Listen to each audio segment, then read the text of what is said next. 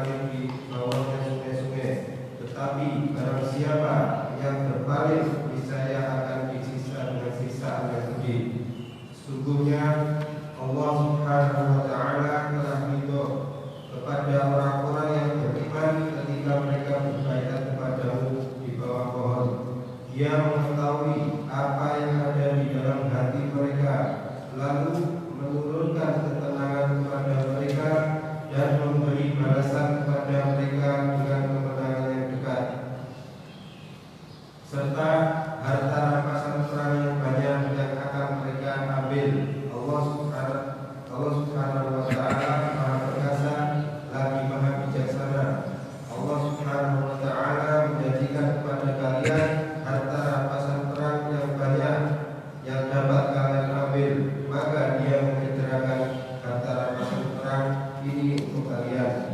Dia menahan tangan manusia dari membinasakan kalian, agar menjadi bukti bagi orang-orang yang beriman, dan agar dia menunjukkan kalian ke jalan lurus, serta harta rampasan perang yang lain yang kalian belum dapat menguasainya.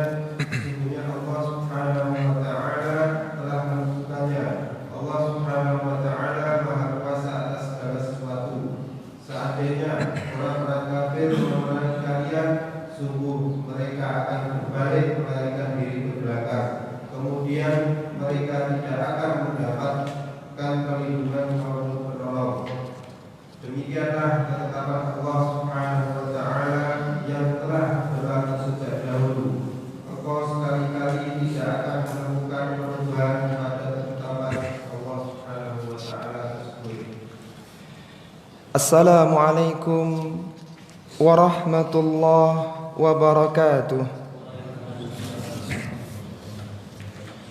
Innal hamdalillah nahmaduhu wa nasta'inuhu wa nastaghfiruh wa na'udzu billahi min shururi anfusina wa min sayyiati a'malina. Man yahdihillahu fala mudilla lahu wa man yudlil fala hadiya lahu. Wa ashhadu an la ilaha illallah wahdahu la syarika lahu wa ashhadu anna Muhammadan abduhu wa rasuluh. Ya ayyuhalladzina amanu taqullaha haqqa tuqatih wa la tamutunna illa wa antum muslimun. Ya ayyuhan nasu taqu rabbakumul ladzi khalaqakum min nafsin wahidah wa khalaqa minha zawjaha wa batha minhuma rijalan katsiran wa nisaa'a wattaqullaha alladzi tasaaluna bihi wal arham innallaha kana 'alaikum raqiba. Ya ayyuhalladzina amanu taqullaha wa qulu qawlan sadida yuslih lakum a'malakum wa yaghfir lakum dhunubakum wa man yuti'illaha wa rasulahu faqad faza fawzan 'azima. Allahumma salli ala Muhammadin wa ala alihi wa ashabihi wa man tabi'ahum bi ihsanin ila yaumiddin, amma ba'du. Ikhwati fillah rahimani wa rahimakumullah. Alhamdulillah, kita senantiasa memuji Allah Subhanahu wa Ta'ala atas berbagai kenikmatan yang Allah anugerahkan kepada kita. Hanya dengan kenikmatan dari Allah Subhanahu wa Ta'ala, hanya dengan pertolongannya, kita bisa berkumpul bersama di majelis kajian tafsir Al-Quran yang mulia. Berbagai halangan dan rintangan yang ada, kita mampu melewatinya hingga sampai bertemu di tempat yang mulia ini. Semuanya hanya berkat inayah, taufik dan pertolongan dari Allah Subhanahu wa Ta'ala saja. Maka sebagai bentuk syukur kita kepada Allah Subhanahu wa Ta'ala, marilah kita gunakan di waktu awal di hari libur ini dengan bersama-sama mentelaah firman Allah Subhanahu wa Ta'ala yang mulia. Kita perhatikan bagaimana makna-maknanya dan kita amalkan di dalam kehidupan kita pesan-pesannya. Para ikhwan dan akhwat rahimani wa rahimakumullah, masih melanjutkan kisah dari kejadian perjanjian Hudaybiyah di tafsir surat Al-Fatah. Di ayat yang ke-15 ini Allah Subhanahu wa Ta'ala memberikan berita kepada kaum muslimin, kepada para sahabat-sahabat Nabi, bahwa nanti setelah mereka pulang dari Hudaybiyah, sepulangnya mereka ke kota Madinah, mereka akan diberikan ghanimah dan kemenangan yang dekat. Maka ketika itu tidak ada yang boleh ikut dalam peperangan di kemenangan yang dekat itu yaitu maksudnya adalah Fathu Khaybar, kecuali hanya orang-orang yang ikut dalam perjanjian Hudaybiyah. Jumlahnya berapa kemarin? Yang ikut dalam perjanjian Hudaybiyah 1.400 orang saja. Kapan para sahabat berangkat ke Hudaybiyah? Bulan apa? Di bulan Dzulqa'dah tahun 6 Hijriah. Maka sebelum mereka pulang dari Hudaybiyah menuju ke Madinah, turunlah firman Allah Subhanahu wa taala yang menggambarkan bagaimana hasadnya orang-orang yang tertinggal. Padahal dulu ketika Rasulullah sallallahu alaihi wasallam menyampaikan bahwa beliau akan melakukan umrah ke Makkah, maka mereka dengan berbagai alasannya tidak berangkat. Setelah mereka tahu, orang-orang yang tertinggal ini tahu bahwasanya orang yang ikut dalam perjanjian Hudaybiyah dijanjikan oleh Allah Subhanahu wa taala dengan ghanimah yang sangat besar, maka mereka ingin ikut dalam peperangan. Dan Allah Subhanahu wa taala sudah menentukan bahwa yang ikut peperangan hanyalah orang-orang yang ikut dalam perjanjian Hudaybiyah. Allah Subhanahu wa taala berfirman pada ayat yang ke-15, sayaqulul muhallafuna idzan talaqtum ila maghanima lita'khudhuha dharuna nattabi'kum.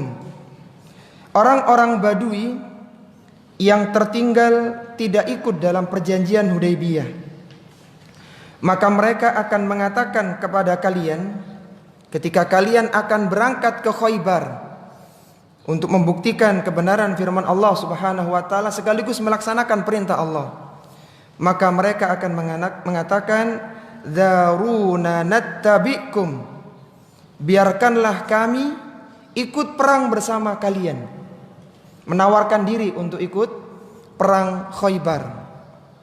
Yuriduna ayyubaddilu kalam Allah.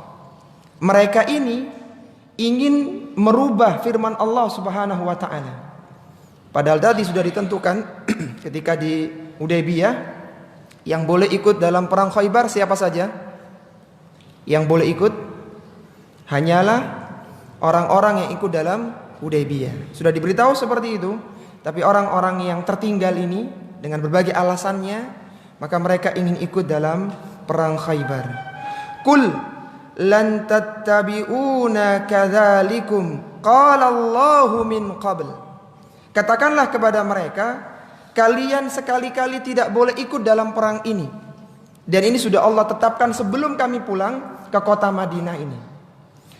Fasayaqulun, apa respon mereka ketika dilarang untuk ikut peperangan? Padahal dulu mereka pernah diajak di Hudaybiyah tidak ikut. Mereka mengatakan bal tahsudunana. Kalian ini wahai para sahabat tidak mengizinkan kami untuk ikut Khaybar karena dijanjikan ada ghanimah yang banyak di sana. Kalian tidak mengizinkan kami kecuali kalian hasad kepada kami. Artinya kalian takut kalau kami ikut dalam peperangan, maka jatah ghanimah kalian akan berkurang karena harus berbagi dengan kami. Paham ya suudzon mereka? Dan mereka pernah suudzon kepada Allah dan Rasulnya di awal-awal ketika Rasul dan para sahabatnya berangkat ke Mekah. Orang-orang yang berangkat ke Mekah tidak akan balik kepada keluarganya selama-lamanya. Sekarang setelah diberitahu bahwasanya orang-orang yang ikut dalam perjanjian Hudaybiyah akan mendapatkan ghanimah, maka mereka ingin ikut. Dan mereka mengatakan kalian tidak menghalangi kami kecuali kalian hasad kepada kami. Maksudnya kalian takut jatah ghanimah kalian berkurang gara-gara kami ikut di dalam perang Khaybar ini. Bal kanu la yafqahuna illa qalila, dan mereka tidak faham, tidak mengerti hak dan kewajiban kecuali hanya sedikit sekali. Sebagaimana para sahabat telah segera di dalam melakukan perintah untuk melakukan umrah, maka Allah Subhanahu wa taala memberikan ganjaran yang dekat, yaitu dengan kemenangan Khaybar. Kemenangan Khaybar ini hanya diberikan oleh orang-orang yang mengikuti kejadian Hudaybiyah dengan berbagai tragedinya. Nanti di sana ada isu terjadinya Bai'atur Ridwan. Mereka sempat disergap oleh orang-orang Quraisy dan seterusnya, ada kisah yang sangat panjang. Maka karena itulah Allah Subhanahu wa taala memberikan balasan kepada mereka dengan Fathu Khaybar. Jadi Fathu Khaybar ini hanya untuk orang-orang yang sudah melakukan tugas-tugasnya, dan orang-orang yang tertinggal tidak merasakan itu. Tidak merasakan tekanan batin bagaimana ketika di Hudaybiyah. Sekarang kita tengok para jamaah rahimani wa rahimakumullah, kejadian perang Khaybar. Kita masih ingat tadi ya, kejadian Hudaybiyah tanggal berapa? Bulan apa tadi? Dzulqa'dah tahun 6 Hijriah. Setelah Rasulullah sallallahu alaihi wasallam diberitahu, nanti ada ayat yang menyebutkan bahwa mereka diberitahu akan adanya kemenangan Fathu Khaybar, maka Rasulullah sallallahu alaihi wasallam berangkat di akhir bulan Muharram tahun 7 Hijriah.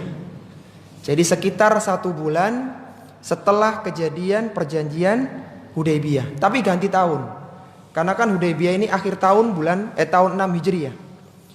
Kejadian Fathu Khaybar itu tahun 7 Hijriah, awal tahun, bulan Al-Muharram, bulan yang pertama. Tapi di akhir bulan Al-Muharram, Rasulullah sallallahu alaihi wasallam berencana ingin menaklukkan Khaybar. Kenapa? Karena Khaybar ini adalah pusat militernya orang-orang Yahudi, terutama pasca diusirnya Bani Nadir dari bumi Madinah. Kita tahu ya, kejadian perang Bani Nadir yang Allah jelaskan di surat Al-Hasyr, yang semuanya terusir karena rencana pembunuhan kepada Nabi sallallahu alaihi wasallam. Maka mayoritas orang-orang Yahudi itu berangkat ke Syam. Ada 2 kabilah atau 2 kepala keluarga yang berangkat ke Khaybar. Di antaranya adalah Huyai bin Akhtab dan satu lagi ya dari kabilah orang atau keluarga orang Yahudi. Dan mereka di sana itu semakin membuat provokasi kepada kaum muslimin. Desain kota Khaybar ini berbeda dengan Bani Nadir. Mereka lebih mapan secara pertahanan dan lebih nyaman secara logistik persediaan makanan. Di Khaybar memang disetting oleh orang-orang Yahudi untuk pusat militer mereka. Dan dari situlah, sekali lagi terutama pasca kejadian pengusiran Bani Nadir, mereka banyak membuat hembusan-hembusan provokatif. Jadi isu-isu negatif kepada Rasulullah sallallahu alaihi wasallam dan para sahabatnya. Maka Rasulullah sallallahu alaihi wasallam ingin menyerang mereka, ingin menaklukkan mereka agar menghentikan tekanan kepada kaum muslimin. Di Khaybar itu para jamaah rahimani wa rahimakumullah terdiri dari 2 lapis benteng. Kita tahu, kita mengenal di dalam surat Al-Hasyr bedanya antara gaya perangnya orang-orang Arab dengan gaya perangnya orang-orang Yahudi. Kalau orang-orang Arab itu perangnya perang tanding. Ketemu di mana, perjanji di mana, maka perang di situ mereka, tatap muka. Tapi gayanya orang-orang Yahudi, mereka tidak akan berperang kecuali di balik apa? Benteng-benteng. Kayaknya begitu, kayak perangnya. Di Khaybar itu ada 2 lapis benteng. Lapisan pertama terdiri dari 5 bagian benteng, dan lapisan kedua itu 3 lapis benteng. Jadi ada lapisan-lapisan untuk bisa menembus ke jantung kota Khaybarnya. Maka Rasulullah sallallahu alaihi wasallam mulailah pada akhir bulan Al-Muharram tahun 7 Hijriah, beliau sallallahu alaihi wasallam berangkat bersama orang-orang yang ikut di dalam perjanjian Hudaybiyah untuk berangkat ke Khaybar. Kira-kira ya, Rasulullah dan para sahabatnya sudah yakin menang atau kalah kira-kira waktu berangkat itu? Dengan turunnya ayat-ayat sebelumnya, yakin menang apa? Belum tentu. Yakin menang. Rasulullah dan para sahabatnya yakin menang dan dapat ghanimah. Tapi coba antum lihat nanti bagaimana alotnya perang Khaybar itu. Dan Rasulullah harus menunggu 1 bulan untuk bisa menaklukkan Khaybar dengan berbagai kesulitannya. Sudah jelas menang, dapat ghanimah, turun ayat yang menyampaikan mereka akan dapat ghanimah, tapi ternyata di sana masih butuh perjuangan dan strategi. Disebutkan di kitab-kitab sejarah, Rasulullah Shallallahu Alaihi Wasallam setelah menentukan hari H keberangkatan, maka beliau Shallallahu Alaihi Wasallam menyampaikan kepada para sahabatnya di malam hari, waktu Isya, beliau menyatakan, besok pagi aku akan memberikan panji perang Khaybar ini kepada seorang yang cinta kepada Allah Subhanahu wa ta'ala dan Rasulnya, dan orang ini pun dicintai oleh Allah Subhanahu wa ta'ala dan Rasulnya. Itu malam-malam, besok mau berangkat. Maka para sahabat radhiyallahu ta'ala anhum, tidak ada keinginan mereka kecuali saat itu ya, kecuali mereka berharap merekalah yang ditunjuk sebagai panglima perang Khaybar. Sampai-sampai apa kata Umar radhiyallahu ta'ala anhu? Beliau mengatakan, tidaklah ada satu kedudukan, satu jabatan yang paling aku harapkan kecuali menjadi panglima perang Khaybar. Kenapa? Bukan karena kedudukan ya, karena kebanggaan menjadi panglimanya, tapi ketika Umar ditunjuk menjadi panglima perang Khaybar, membawa rayatul Khaybar, membawa bendera perang Khaybar, maka itu sebagai bukti bahwasanya Umar radhiyallahu ta'ala anhu adalah orang yang cinta kepada Allah dan Rasulnya, dan dia pun dicintai oleh Allah Subhanahu wa ta'ala dan Rasulnya. Maka keesokan harinya, subuh seperti kita sekarang ini, para sahabat itu berbondong-bondong berangkat ke masjid Nabi Sallallahu Alaihi Wasallam. Ya mereka juga sholat subuh ya, cuman lebih semangat lagi, lebih pagi mereka berangkatnya, berharap setelah sholat subuh yang diberikan bendera adalah mereka, atau salah satu di antara mereka. Maka setelah sholat subuh, Rasulullah Sallallahu Alaihi Wasallam menanyakan, Aina Ali? Mana kiranya Ali bin Abi Thalib radhiyallahu taala anhu? Maka para sahabat mengatakan, wahai Rasulullah, Ali hari ini tidak bisa sholat subuh karena Ali sedang sakit mata. Maka Rasulullah Sallallahu Alaihi Wasallam memerintahkan untuk memanggil Ali radhiyallahu taala anhu. Kemudian Rasulullah meludahi, memberikan ludahnya ke matanya. Maka dalam sekejap, sakit matanya Ali yang cukup parah waktu itu sampai gak bisa berangkat ke masjid, itu langsung sembuh seketika, seolah-olah Ali tidak pernah sakit mata lagi. Langsung sembuh saat itu. Dan ini diantara satu kelebihan yang dilakukan oleh Ali bin Abi Thalib, yang didapatkan oleh Ali bin Abi Thalib, yang tidak didapatkan oleh seluruh sahabat, termasuk Abu Bakar dan Umar. Siapa yang masih ingat 3 kelebihan Ali di atas seluruh sahabat, termasuk Abu Bakar dan Umar? Apa saja 3 kelebihan itu?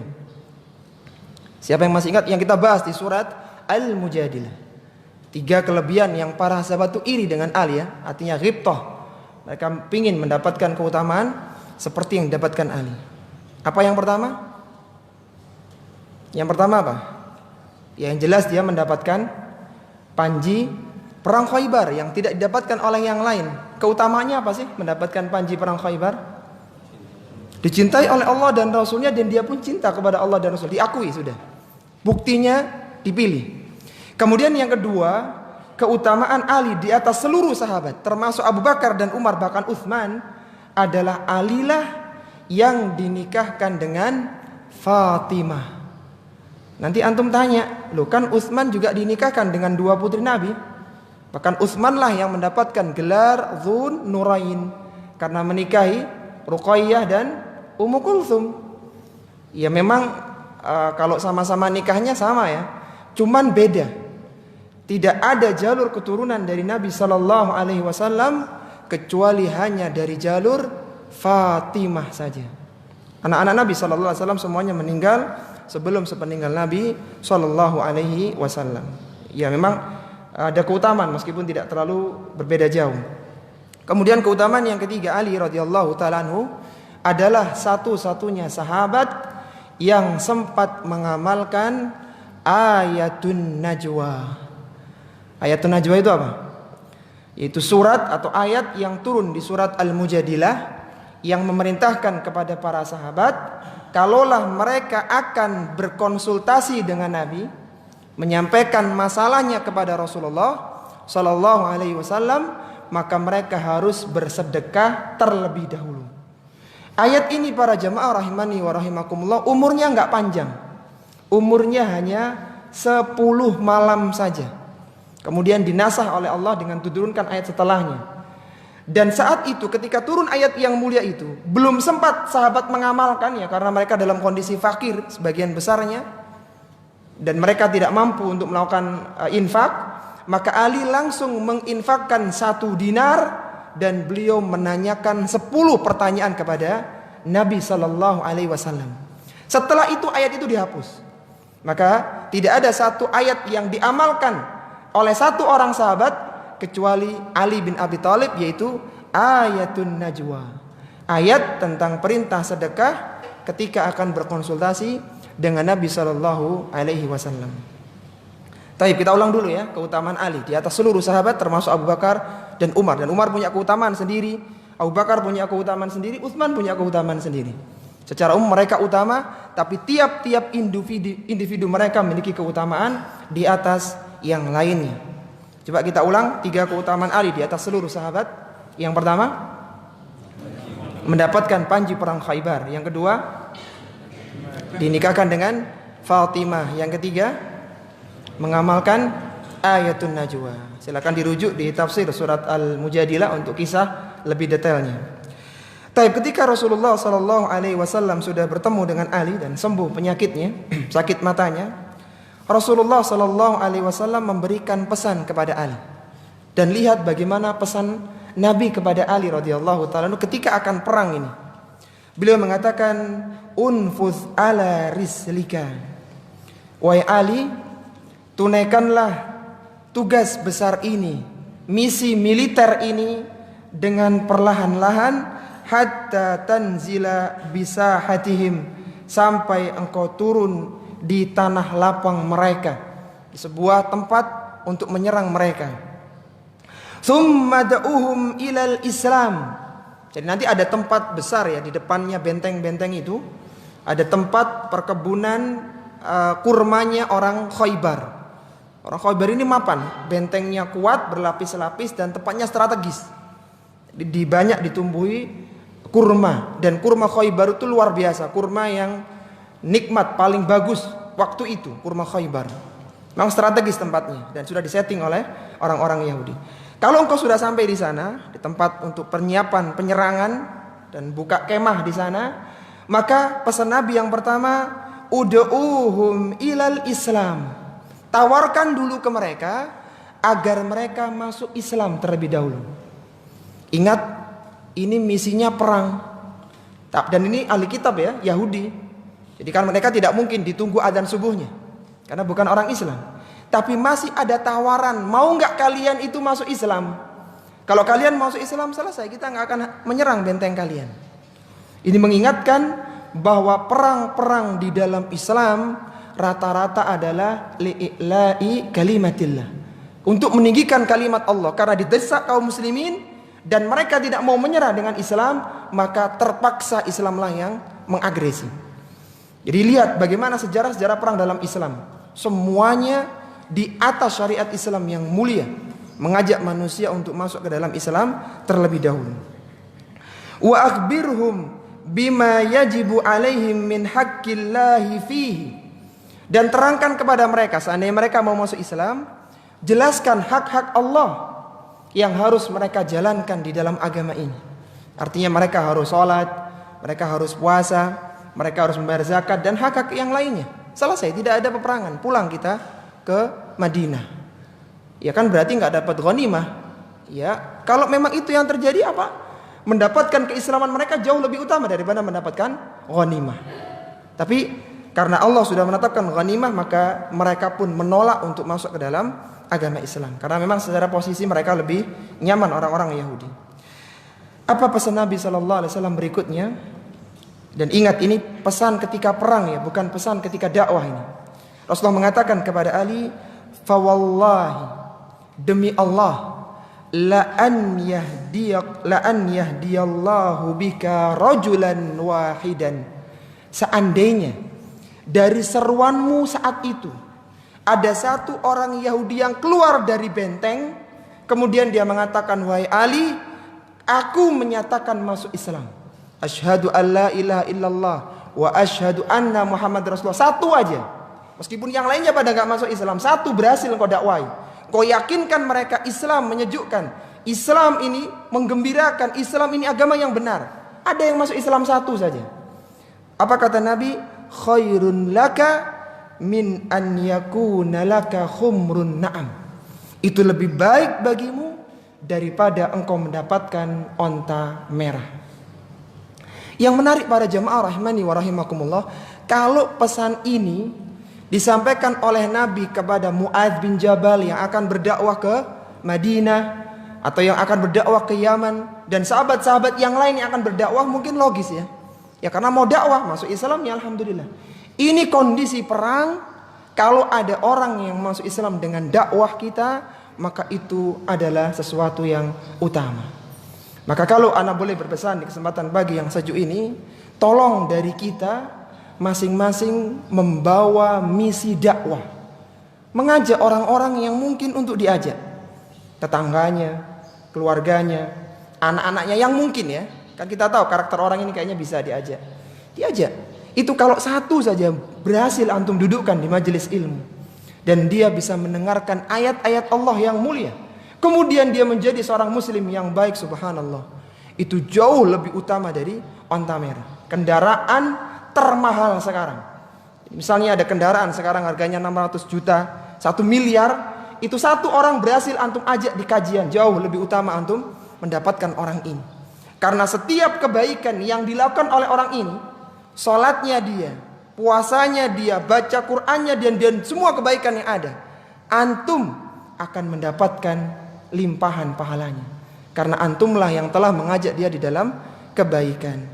Man dalla ila khairin falahu mithlu ajri fa'ili. Barang siapa yang menunjukkan di dalam kebaikan, maka dialah yang akan mendapatkan pahala seperti orang yang mengamalkannya. Ini berapa orang ini peserta kajian kita ini? 50-an ada ya? Anggaplah 50 lah. Kalau satu orang itu membawa satu saja, anaknya dibawa, tangganya dibawa, mertuanya diajak satu aja, salah satu, maka pekan bulan depan 100, bulan depannya lagi 200, bulan depannya lagi 400. Subhanallah, udah kayak daurah kajian tafsir kita ini. Nggak cukup ya, perluasan masjid. Subhanallah, subhanallah. Jadi luar biasa. Yang menarik adalah ingat, di dalam konteks peperangan sisipan-sisipan pesan dakwah itu ada. Apalagi kita yang memang sengaja masuk di ranah dakwah, tentunya lebih utama untuk mengamalkannya. Taib, kembali ke dalam kisah perang Khaybar. Ada 5 atau 2 lapis benteng besar ya. Di lapisan pertama ada 5 bagian, dan di lapisan kedua ada 3 bagian. Dan masing-masing benteng itu ada nama-namanya. Peperangan yang paling sengit itu terjadi di 5 lapisan benteng yang pertama. Jadi pertama itu dalamnya masih ada 5 lapisan. Yang kedua ada 3 lapisan. Yang sengit itu di sini. Bahkan tidak mudah para sahabat ini untuk bisa masuk ke dalam benteng, terutama yang 1 dan 2. Itu kesulitan. Kenapa? Karena bentengnya tinggi, kemudian ada pohon-pohon kurma yang menghalangi panah dan seterusnya. Dan juga masih kuat mereka pada awal-awal peperangan. Tapi alhamdulillah dengan izin Allah Subhanahu wa taala, ringkasnya akhirnya benteng yang pertama ini berhasil ditaklukkan. Dan yang berhasil membunuh penjaga panglima di benteng yang pertama itu adalah Ali bin Abi Thalib radhiyallahu ta'ala anhu. Itu yang bisa melumpuhkan pertama kali. Itu sebuah kemenangan yang menggembirakan, meskipun agak alot untuk penyerangan yang pertama. Kemudian di benteng yang kedua atau yang ketiga ya, itu Rasulullah dan para sahabatnya dimudahkan dengan adanya majanik. Jadi zaman itu orang-orang Yahudi itu sudah membuat alat perang yang agak canggih zaman itu, yaitu ada majanik. Majanik itu ya pelempar batu gitu, pelontar batu. Itu zaman itu lumayan canggih zaman itu. Itu didapatkan oleh para sahabat di benteng yang kedua atau benteng yang ketiga ya. Sekitar itu ada dua atau tiga, terkuasailah alat-alat majanik itu. Sehingga untuk menembus benteng berikutnya, sahabat itu dilemparkan dari situ. Dilemparkan, masuk, untuk buka pintunya, akhirnya sahabat-sahabat yang lainnya bisa masuk. Nah, jadi akhirnya dengan semakin mudah untuk menembus benteng-benteng yang lainnya. Itu diantara kemenangan-kemenangan di dalam Fathu Khaybar ya. Ya zaman itu sudah canggih ya. Dan Masya Allah orang-orang Yahudi memang luar biasa dari si kecerdasan. Adapun di benteng yang terakhir ya, benteng yang kedua dengan 3 lapisannya, rata-rata kemampuan mereka sudah melemah karena beberapa pasukan serdadunya sudah terbunuh di benteng-benteng yang lain, panglima terbesarnya juga sudah terbunuh, dan di situ rata-rata adalah isinya wanita. Jadi semakin lemah, ditambah persediaan logistik yang terus menipis. 1 bulan mereka dikurung dalam benteng, tidak bisa banyak menambah logistik. Sedangkan para sahabat kan di luar, jadi bisa ngambil air, bisa nyari makan di hutan, masih bisa. Sedangkan yang di dalam hanya mengandalkan logistik di dalam benteng saja. Akhirnya ringkas cerita, mereka pun menyerah, ya, menawarkan untuk menyerah sebelum dikuasai, ditawan ya mereka. Tapi akhirnya mereka menyerah dan mereka menyerah meminta damai dengan Nabi Shallallahu Alaihi Wasallam. Beberapa itu melarikan diri, tapi akhirnya dikejar oleh Nabi Shallallahu Alaihi Wasallam dan para sahabatnya. Tapi akhirnya juga menyerahkan diri kepada Nabi Shallallahu Alaihi Wasallam. Dan akhirnya dikuasailah perang benteng Khaybar ini, dan itu menjadikan Rasulullah Shallallahu Alaihi Wasallam dan para sahabatnya mendapatkan ghanimah yang sangat banyak. Ghanimah berupa kebun-kebun kurma, berupa tawanan-tawanan perang dari wanita-wanita Yahudi dan yang lainnya. Sangat banyak sekali ghanimahnya. Karena juga memang tempat itu didesain untuk menimbun kekayaan orang-orang Yahudi. Dan di antara kesalahan mereka ya, mereka menempatkan wanita itu di benteng paling dalam. Kalau boleh dikritik ya, konsep mereka. Kenapa salah? Karena kalau diletakkan di depan mungkin para sahabat tidak mudah untuk menaklukkan karena ada wanita. Tapi ketika di benteng paling belakang itu isinya cuma wanita-wanita aja, dengan mudah dikuasai. Dengan mudah akhirnya mereka takluk. Dan di antara hasil dari Fathu Khaybar adalah kaum muslimin mendapatkan ghanimah yang sangat banyak. Di antaranya adalah Safiyah binti Huyai bin Al-Akhtab, yaitu putrinya Huyai bin Akhtab, petingginya Bani Nadir ya. Kita tahu kan setelah pengusiran Bani Nadir semuanya berangkat ke Syam, ke Khaybar ya, ke Khaybar ke Syam, kecuali Huyai bin Akhtab itu semuanya ke Syam kecuali Huyai bin Akhtab yang berangkat ke Khaybar. Tapi Huyai bin Akhtab ini sudah terbunuh lebih dulu daripada ditawannya Safiyah. Tahun 7 Hijriah Safiyah ditawan. Huyai bin Akhtab itu sudah terbunuh ketika kejadian perang Bani Nadir. Karena Huyai bin Akhtab itu masuk ke sana ikut memberikan dukungan kepada orang-orang Bani Nadir. Jadi sudah terbunuh terlebih dahulu. Taib. Kemudian Rasulullah Shallallahu Alaihi Wasallam memerdekakan Safiyah, dan kemerdekaan Safiyah ini dijadikan sebagai maharnya. Safiyah dinikahi oleh Nabi Shallallahu Alaihi Wasallam tahun 7 Hijriah di bulan Al-Muharram itu. Setelah beliau dinikahi oleh 2 orang laki-laki. Yang pertama adalah Salam bin Mishkan yang sempat menceraikan Safiyah binti Huyai. Kemudian Safiyah menikah dengan Kinanah bin Ar-Rabi, dan Kinanah bin Ar-Rabi ini terbunuh di perang Khaybar. Jadi janda si Safiyah ini. Akhirnya karena dia menjadi tawanan, dimerdekakan oleh Nabi Shallallahu Alaihi Wasallam. Dari perhitungan ya, pasca perang Khaybar itu yang terbunuh di kalangan orang-orang Yahudi sebanyak 93 orang. Sedangkan di kalangan para sahabat yang terbunuh hanyalah 16 orang saja. Dan ini adalah kemenangan yang besar yang didapatkan oleh kaum muslimin. Sebelum kita masuk pada ayat berikutnya, masih di kejadian perang Khaybar tahun 7 Hijriah. Ketika Rasulullah Sallallahu Alaihi Wasallam dan para sahabatnya berangkat ke Khaybar, itu 1 bulan ya beliau ke sana. Waktu itu di Madinah ada seorang yang datang dari jauh dari suku Daus. Ini ceritanya bersamaan. Ketika Rasulullah berangkat ke Khaybar sekitar 1 bulan itu, baru pulang di bulan Safar. Beliau selesai dari perang Khaybar di akhir bulan Safar, 1 bulan selesai. Maka di Madinah itu ada orang jauh yang datang untuk menyatakan keislamannya, yaitu Abu Hurairah radhiyallahu taala anhu. Abu Hurairah ini satu-satunya orang yang berhasil didakwahi oleh Tufail bin Amr ad-Dausi. Tufail bin Amr ad-Dausi satu-satunya utusan dari suku Daus yang masuk Islam. Kemudian setelah dia masuk Islam diperintahkan untuk mendakwai suku Daus.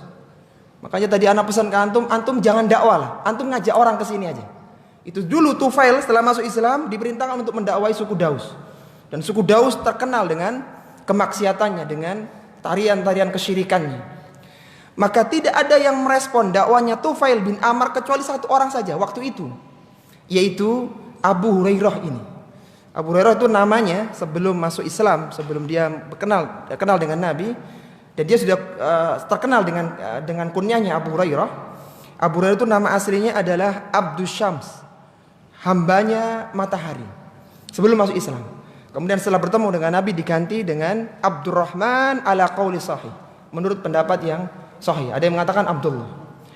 Jadi Abdurrahman atau Abu Hurairah ini dia dulu punya kebiasaan, atau ketika dia mengembala, maka dia ini ada kucing itu, ada kucing dimasukkan di lengan bajunya.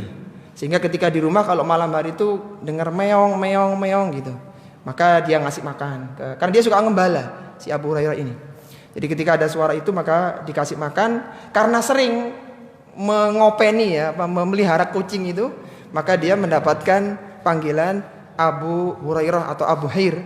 Hurairah itu bentuk tashir dari Hirrah, yaitu kucing kecil, ya, karena suka membesarkan kucing kecil.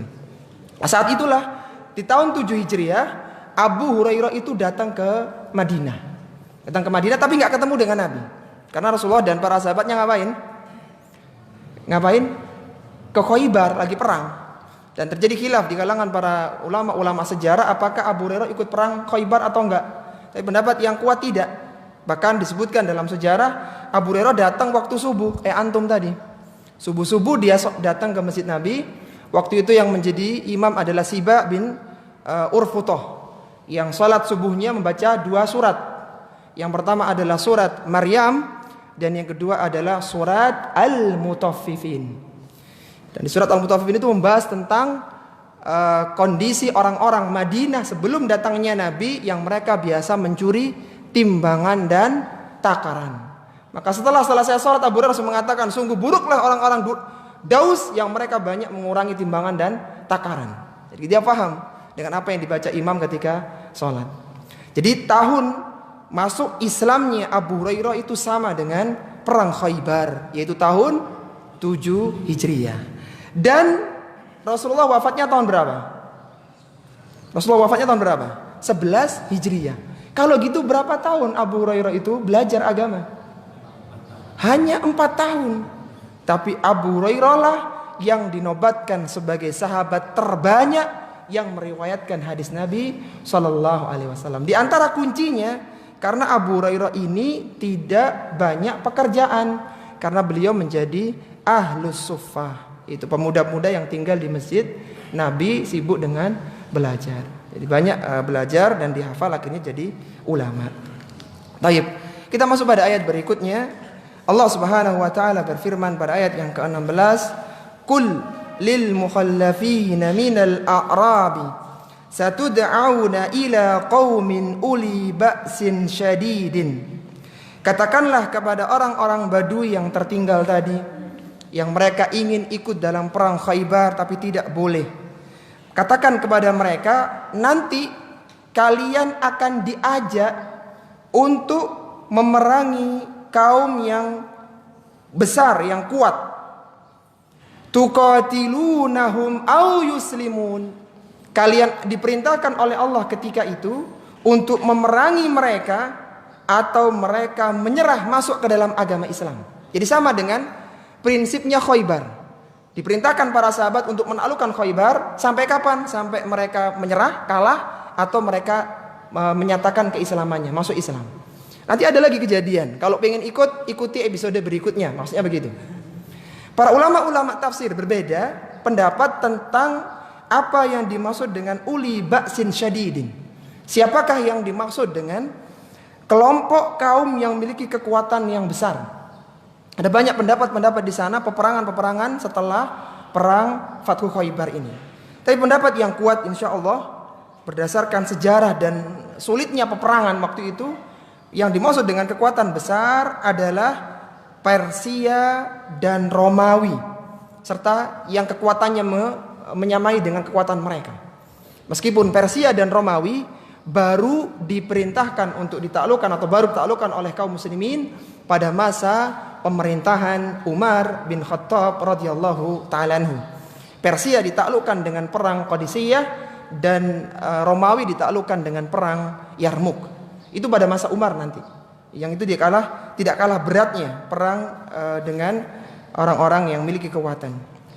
Fa in tuti'u yu'tikumullahu ajran hasana. Kalaulah kalian mengikuti perintah tersebut, kalian ikuti peperangan itu, maka kalian akan diberikan oleh Allah dengan ajran hasana. Akan diberikan dengan pahala yang baik. Maksudnya akan diberikan surga. Dan ini beda ya. Kalau di Khaybar dijanjikan apa tadi? Ghanimah. Artinya terjadi kontak senjata, bukan fai. Akan ada peperangan di sana, pertumpahan darah. Tapi kalau di sini ajran hasanah. Kalian akan mendapatkan pahala yang baik. Belum tentu kalian dapat ghanimah, tapi pahala iya, minimal mati syahid begitu. Jadi belum tentu kalian mendapatkan ghanimah. Fa in tatawallau, kalaulah kalian berpaling saat itu, kama tawallaitum min qabl, sebagaimana kalian pun berpaling menolak untuk berangkat ketika kami ajak dalam perjanjian Hudaybiyah umrah, yu'adzibukum adzaban alima. Kalian akan diadab dengan siksaan yang pedih. Jadi kalau ingin benar-benar ikut berjuang, ya nanti ada episode berikutnya. Tapi kalau tujuannya hanya ingin cari ghanimah, nah ini yang enggak benar. Jadi ghanimah itu didapatkan hanya untuk orang-orang yang berjuang. Kemudian pada ayat yang berikutnya Allah berfirman, "Laisa 'alal a'ma haraju wala 'alal a'raj haraj wala 'alal marid haraj." Tidak ada dosa bagi orang-orang yang tunanetra, yang pincang, yang sakit kalau mereka memang tidak ikut peperangan. Jadi kalau memang tidak mampu, ya tidak mengapa, ini diberikan uzur dalam agama. Wa may yuti'illaha wa rasulahu yudkhilhu jannatin tajri min tahtihal anhar. Barang siapa yang mengikuti perintah Allah dan Rasulnya, mentaati semua perintah-perintah Allah termasuk peperangan, maka dia akan dimasukkan ke dalam surga yang mengalir sungai-sungai di bawahnya. Wa may yatawalla yu'adzibuhu 'adzaban alima, dan barang siapa yang membangkang, maka dia akan mendapatkan siksaan yang pedih, yang menyakitkan. Sekarang kita bahas tentang apa atau mana surat ayat yang mengatakan sahabat itu mendapatkan kemenangan pasca perjanjian Hudaybiyah. Yaitu ayat yang ke-18 dan ke-19 ini maksudnya. Allah Subhanahu wa taala berfirman, "Laqad radiyallahu 'anil mu'minina idh yubayyi'unaka tahta asy-syajarah." Allah Subhanahu wa taala telah ridha kepada orang-orang yang beriman yang mereka berbaiat di tahta syajarah, yaitu di bawah pohon samurah. Kenapa mereka berbaiat saat itu? Kenapa kisahnya? Kenapa para sahabat kok berbaiat ke Nabi saat itu? Karena ada isu Utsman dibunuh di Makkah waktu keputusan itu. Maka Rasulullah meminta para sahabatnya untuk berbaiat, yaitu janji setia tidak boleh pulang ke Madinah kecuali setelah menuntut balas kematian Utsman. Perjanjian itu, baiat itu disebut dengan baiatur ridwan karena Allah menyatakan di sini laqad radiyallahu, sungguh Allah telah ridho. Jadi baiatur ridwan maksudnya baiat keridhaan. Allah ridho kepada mereka, yaitu apa yang dilakukan mereka sudah benar, dan Allah Subhanahu wa taala menjanjikan kepada mereka Allah tahu apa yang ada di hati mereka. Fa anzala sakinata 'alaihim, Allah turunkan sakinah, ketenangan pada diri mereka setelah berbaiat. Wa atsabahum fathan qariba, dan akan diberikan kemenangan, berita kepada mereka, balasan kepada mereka dengan fathan qariba, yaitu maksudnya adalah Fathu Khaybar. Setelah ini, setelah kejadian Hudaybiyah, tepatnya setelah perjanjian, setelah Bai'atur Ridwan, maka nanti ada kemenangan yang dekat, yaitu Fathu Khaybar. Dan baiat ini diikuti oleh 1.400 orang sahabat, ya minus Utsman ya, meskipun Utsman dibaiat oleh Nabi dengan tangannya sendiri yang mulia mewakili Utsman, itu Rasulullah menggantikannya. Dan Rasulullah Sallallahu Alaihi Wasallam menjamin sahabat-sahabat yang ikut dalam Bai'atur Ridwan tidak akan masuk ke dalam neraka. Bahkan orang-orang yang ikut dalam Bai'atur Ridwan itu derajatnya menduduki peringkat ketiga sahabat terbaik. Setelah 10 sahabat yang dijamin surga, yang 4-nya adalah Khulafaur Rasyidin, level kedua adalah Ahlu Badar yang jumlahnya 300-an orang itu, level ketiganya adalah sahabat yang ikut Bai'atur Ridwan. Jumlahnya berapa? 1.400. Itu level ketiga, urutan sahabat yang termulia. Nabi Shallallahu Alaihi Wasallam bersabda untuk mereka, la yadkhulun nara ahadun mimman bai'a tahta syajarah. Kata Nabi Shallallahu Alaihi Wasallam, tidak akan masuk ke dalam neraka orang-orang yang pernah berbaiat di bawah pohon samurah. Kenapa? Karena mereka sudah diridhoi oleh Allah Subhanahu wa taala untuk masuk ke dalam surga. Kalaulah ayat yang ke-18 ini menunjukkan bahwa mereka akan menguasai Khaybar, maka ghanimahnya pada ayat yang ke-19-nya. Wa maghanima katsiratan ya'khudunaha. Selain kalian akan menaklukkan Khaybar, kalian juga akan mendapatkan ghanimah yang katsirah, yang sangat banyak, yang akan kalian ambil, yaitu maksudnya adalah negerinya Khaybar, yang di sana ada tanah, ladang, kebun, binatang ternak, perhiasan, bahkan tawanan-tawanan perang yang sangat banyak sekali. Wa kana Allahu azizan hakima, dan Allah Subhanahu wa taala Maha perkasa lagi Maha bijaksana dalam mengatur urusan makhluknya. Ini jadi ayat yang mengabarkan para sahabat akan mendapatkan ghanimah Khaybar. Itu ayat yang ke-19 tepatnya. Wa'adakumullahu maghanima katsiratan ta'khudunaha. Allah juga menjanjikan kepada kalian dengan harta rampasan perang yang banyak yang bisa kalian ambil. Faja'ala lakum hadhihi, dan yang terdekat ya, adalah ghanimah sekarang, yaitu maksudnya ghanimah Khaybar. Wa kaffa aydiyan nasi ankum, yang mana ketika itu Allah Subhanahu wa taala yang menahan tangan-tangan manusia untuk menyerang kalian. Maksudnya begini, eksekusi penyerangan di Khaybar tadi berapa lama kira-kira waktunya? Ada nggak di buku itu? Kapan Rasulullah pulang dari perang Khaybar? Nggak ada ya? Oh, nanti ada di halaman berikutnya kayaknya. Iya, pulangnya itu di bulan Safar tahun 7 Hijriah. Setelah Muharram kan Safar, 1 bulan perangnya. Jadi ketika Rasulullah dan para sahabatnya perang 1 bulan, kira-kira keluarganya siapa yang jaga? Yang di Madinah. Yang di Madinah siapa yang jaga? Fahami, ini kan berangkat ke Khaybar semuanya 1.400. Yang ada di Madinah ya ibu-ibu dan orang-orang yang kemarin gak ikut dalam perjanjian Hudaybiyah. Yang rata-rata ya munafik orangnya, orang-orang munafik yang tidak ikut berangkat. Maka Allah ingin menyatakan bahwa kemenangan kalian di perang Khaybar itu banyak faktor pendukung. Di antaranya adalah dijaganya keluarga kalian dari serangan. Serangan siapa? Banyak. Serangan orang-orang munafik, serangan orang-orang Mekah. Kan bisa saja mereka itu nggak terima dengan kejadian di Hudaybiyah, akhirnya mereka nyerang. Banyak peluang. Dan kalian perangnya nggak sehari 2 hari, sebulan. Tidak ada tentara satupun kecuali semua berangkat ke Khaybar. Nggak ada tentara di sana. Itu kalau tidak dijaga oleh Allah, maka keluarga kalian akan diobrak-abrik oleh musuh-musuh kalian. Siapa yang jaga itu? Allah katakan di sini, wa kaffa aydiyan nasi ankum, dan dialah yang menjaga kalian dari tangan-tangan mereka. Maksudnya menjaga keluarga kalian ketika kalian melakukan penyerangan.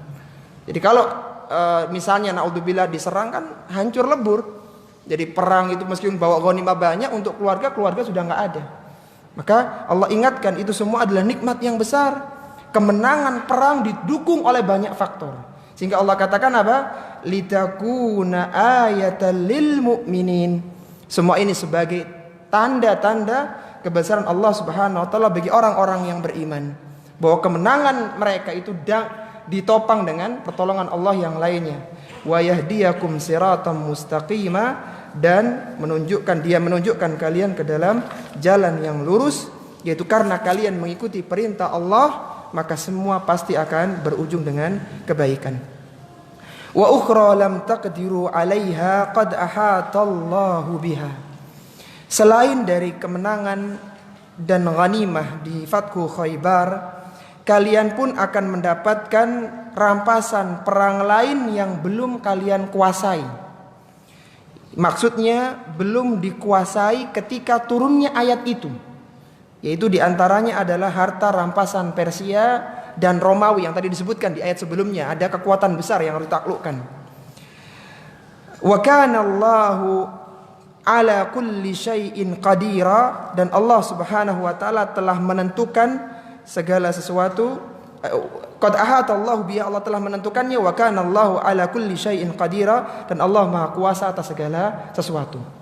Artinya begini para jamaah rahimani wa rahimakumullah, sebenarnya Allah sudah mentakdirkan nanti akan ada kemenangan Fathu Khaybar dan diberikan berita. Setelah itu akan ada kemenangan-kemenangan lain yang kalian mengalahkan kekuatan-kekuatan besar. Itu ada ghanimah lain. Meskipun sekarang secara perhitungan tidak mungkin, tapi sungguh Allah telah menentukan akan dikuasai. Wa kana Allahu ala kulli syai'in qadira, dan Allah telah menentukan takdir dari segala sesuatu bahwa Allah akan mengalahkan musuh-musuhnya. Walau qatalakumul ladina kafaru lawallawul adbara thumma la yajiduna waliyyan wala nasira. Seandainya orang-orang kafir itu memerangi kalian saat itu menyerang kalian, orang-orang Quraisy ya, menyerang kalian ketika kalian berada di Hudaybiyah, seandainya mereka menyerang kalian, maka sungguh mereka akan berbalik mundur ke belakang karena kalah dengan kalian. Thumma la yajiduna waliyyan wala nasira. Kemudian mereka akan tidak mendapatkan perlindungan dan juga tidak mendapatkan penolong. Ya, itu secara ringkas kisah tentang perjanjian Hudaybiyah dan Fathu Khaybar. Kemudian kita tutup dengan membaca satu firman Allah di ayat yang ke-23.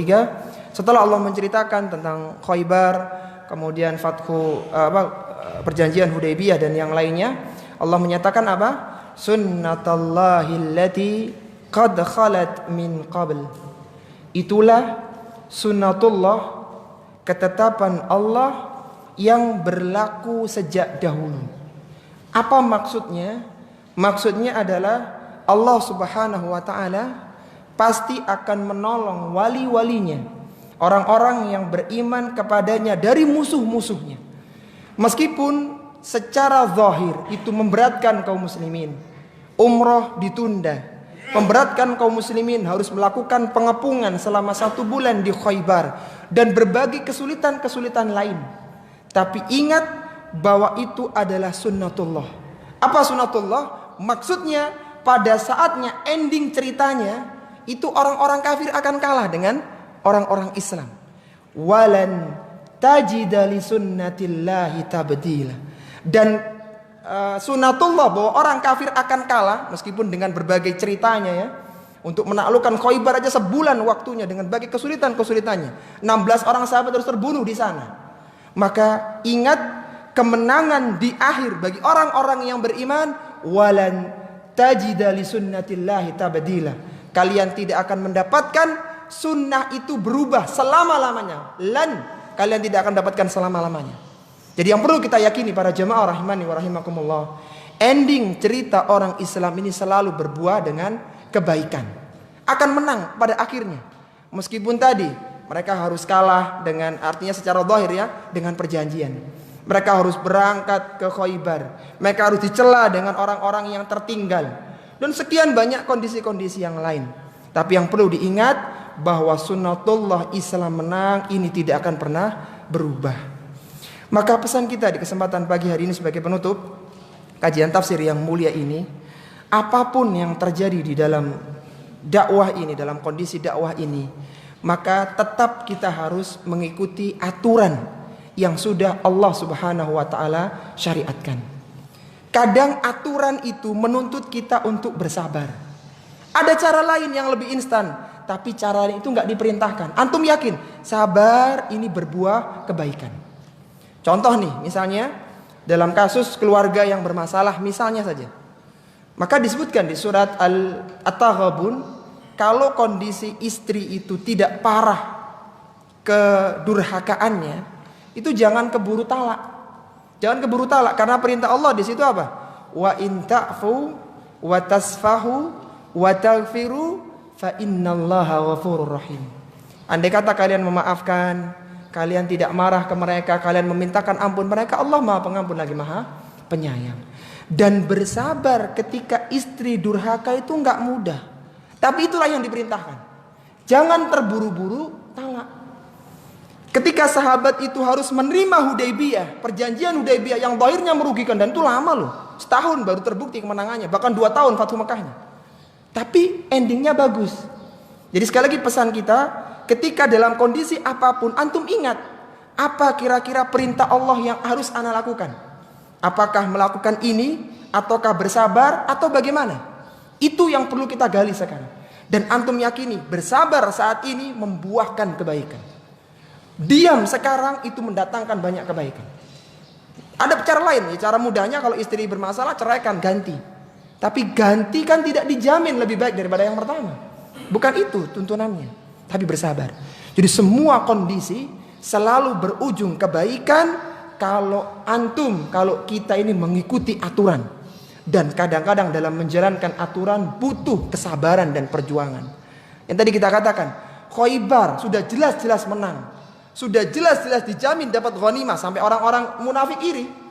Itu pun sebulan, itu pun ada yang terbunuh, itu pun lama mereka meninggalkan keluarga, sebulan, subhanallah. Bayangkan antum sebulan pisah istri dan anak. Betapa rindunya kita. Dulu gak ada WA, gak ada video call. Rindu mereka. Harus berjuang. Dan ini perang loh ya, bukan orang rekreasi. Berat. Tapi ketika diikuti subhanallah, pulang dengan ghanimah yang banyak, dengan ini, masya Allah kaya para sahabat saat itu. Dan sekali lagi pesan kita, kondisi apapun, antum jangan tanya kapan kondisi ini selesai. Antum tanya gini, apa petunjuk Allah ketika menghadapi kondisi seperti ini? Ketika dakwah diimpit, bagaimana petunjuk Allah dalam Al-Quran? Apakah kita membalas atau tidak? Ketika kita sedang mendakwakan Islam, bagaimana petunjuk-petunjuk Allah Subhanahu wa taala? Itu yang antum jalankan. Ini pesan yang pertama ya. Jadi silakan antum cari petunjuk Allah dalam kondisi apapun. Meskipun kadang menjalankan itu butuh kesabaran.